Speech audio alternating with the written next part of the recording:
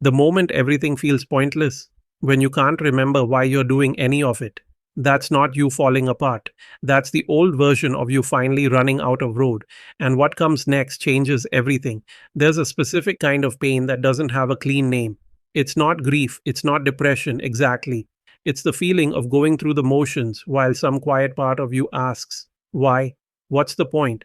If you've ever sat with that feeling and had no good answer, this video is for you. By the end, you'll have a concrete way to tell the difference between what you actually want and what you've spent years chasing because someone else wanted it for you.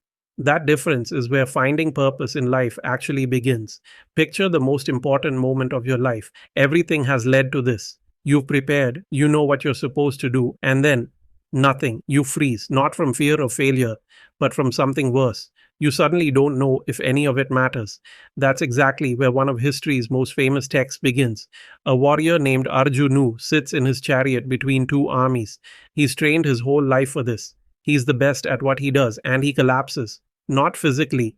He drops his bow and sits down in the middle of the field. He tells his companion, I see no point. I don't want victory. I don't want any of this. For centuries, people assumed this was a story about war. It's not. It's a story about a man having a complete existential crisis in real time and what pulled him through it. Here's what makes this relevant to your Tuesday morning or your 2 a.m. spiral. Arjunu didn't collapse because things were going badly.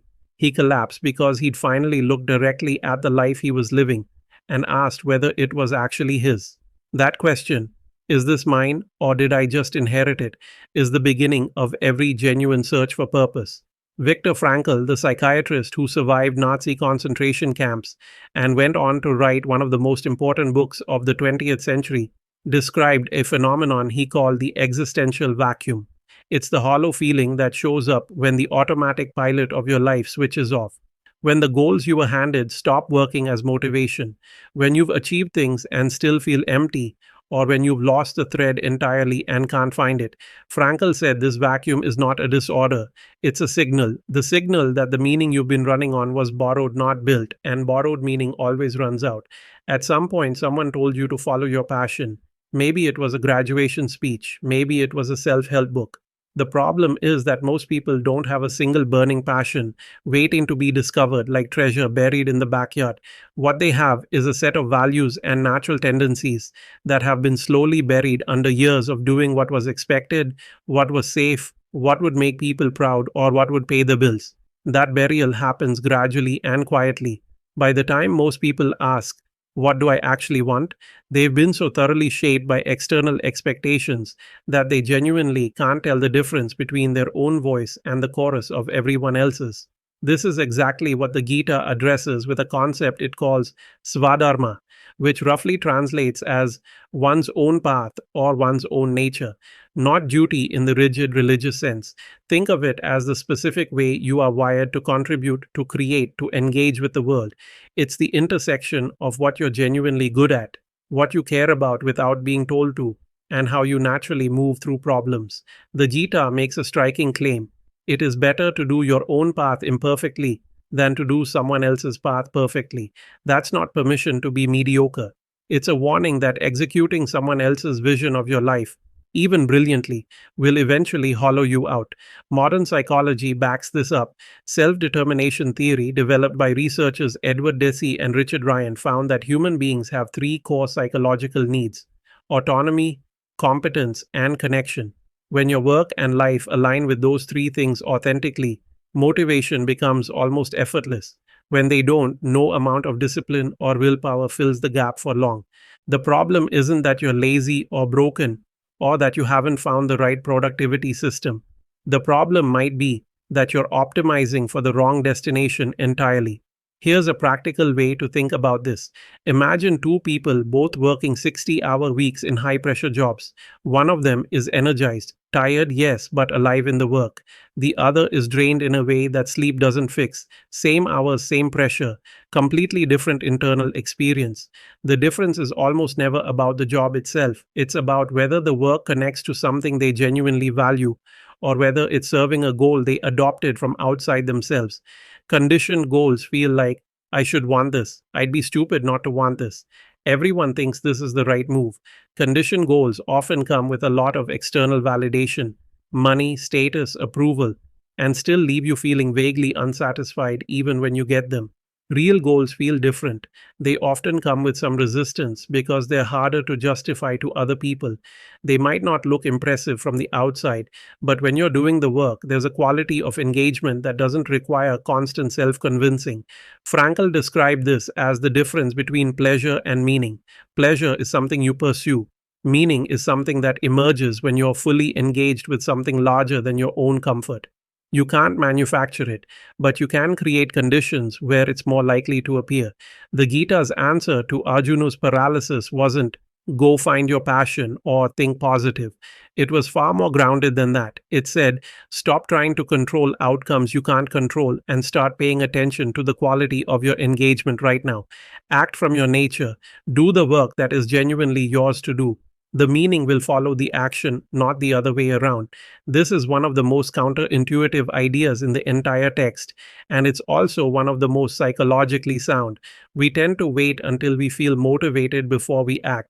But motivation, especially the deep kind, usually comes after engagement, not before it. Most purpose finding exercises ask you to imagine your ideal life, your dream day, or what you do if money didn't matter. These are fine starting points, but they often just surface the conditioned goals in nicer packaging. Your imagination is shaped by the same culture that shaped your conditioning. Here's a more honest approach. It comes in three questions, and it works best if you write the answers down rather than just thinking them through. Question 1. What have you done in your life that you kept doing even when no one was watching, no one was praising you for it, and there was no obvious reward attached? Not what you're good at, what you kept returning to anyway. That pattern matters. Question 2. What do you find yourself getting genuinely angry or sad about in the world? Not performatively, but in your gut. The things that bother you without effort often point toward the things you actually value. Your frustration is data. Question 3. If the people whose approval you most want, your parents, your peers, whoever that is for you, were completely removed from the picture, what would you still choose to do with your time and energy? This one is uncomfortable because it shows you how much of your life has been organized around an audience. These three questions don't give you a career plan, they give you a compass reading. They help you locate the signal underneath the noise of social expectation. Arjuna's breakthrough in the Gita didn't come from Krishna telling him what to do. It came from a long conversation that helped Arjuna see himself clearly, his nature, his values, what was genuinely his to do in the world. The teaching was never, here is the answer. It was, here is how to ask the right questions. Finding purpose in life is not a one-time discovery. It's an ongoing process of checking whether you're living from the inside out or the outside in.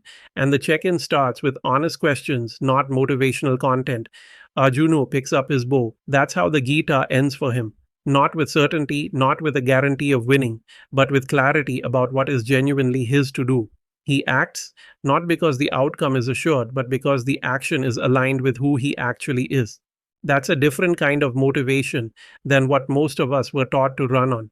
We were taught that motivation comes from wanting the result badly enough, work hard enough, want it enough, visualize the outcome. But that model breaks down the moment the outcome becomes uncertain or the goal stops feeling worth it. The alternative the Gita offers, and what modern research on intrinsic motivation confirms, is that the most durable kind of engagement comes from the work itself feeling aligned with who you are. Not perfect, not painless, just genuinely yours. Viktor Frankl put it this way: meaning cannot be given, it can only be found. And it's found not by looking inward in isolation, but by looking at where you naturally meet the world, where your specific nature intersects with something the world actually needs. The feeling of pointlessness when it comes is worth sitting with for a moment before you try to fix it. It's telling you something. It's telling you that the story you've been living from may have stopped being true. That's not a crisis to escape. That's an invitation to rebuild on something more honest. Finding purpose in life doesn't mean finding a permanent answer. It means developing the habit of asking the right questions and being honest enough with yourself to hear the answers even when they're inconvenient. Arjuna's story begins with collapse and ends with clarity. Not because the situation got easier, because he finally stopped trying to find motivation in outcomes he couldn't control. and started acting from who he actually was. That's available to you too, right now, starting with 3 questions and the honesty to answer them. If something in this video landed for you, the best thing you can do right now is write down those 3 questions and sit with them tonight, not tomorrow, tonight. And if you want more of this ancient wisdom translated into something you can actually use, subscribe. There's a new video every week. Drop a comment below with this. Which of the 3 questions felt the hardest to answer honestly? I read every one of them. There's also a link in the description to a free reflection guide that goes deeper on everything we covered here. See you in the next one.